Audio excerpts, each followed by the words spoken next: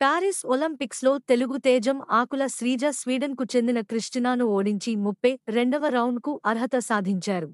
నీతి ఆయోగ్ పాలక సమావేశంలో public private people participation P4తో పేదరిక నిర్మూలన సాధ్యమవుతుందని ఏపీ ముఖ్యమంత్రి చంద్రబాబు నాయుడు ప్రతిపాదించారు.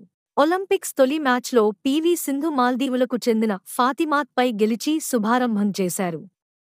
బడి పిల్లల మధ్యాహ్న భోజన పథకానికి ఏపీ ప్రభుత్వం డొక్కా సీతమ్మ పేరును పెట్టారు. భారత క్రికెట్ జట్టు పూర్తిస్థాయి T20 కెప్టెన్గా సూర్యకుమార్ యాదవ్ తొలి విజయాన్ని శ్రీలంకతో ఈ నెల 27న జరిగిన మ్యాచ్లో నమోదు చేశారు. పారిస్ ఒలింపిక్స్లో కాంస్య పతకం సాధించిన తొలి భారత మహిళా షూటర్ మను Bhaker.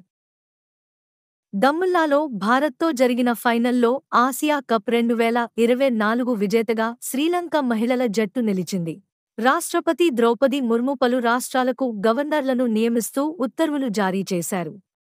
Jharkhand governor Santosh Kumar Gangwar, Maharashtra governor CP Radhakrishnan, Chhattisgarh governor Raman Deka, Meghalaya governor Ch Vijayashankar, Sikkim governor Om Prakash Madhur, Rajasthan governor Haribhau Kishanrao Bagde, Punjab governor Gulab Chand Kataria, Puducherry governor K Kailasanathan, Assam governor Lakshman Prasad Acharya, Manipur governor Lakshman Prasad Acharya, Telangana governor Jishnu Dev Varma.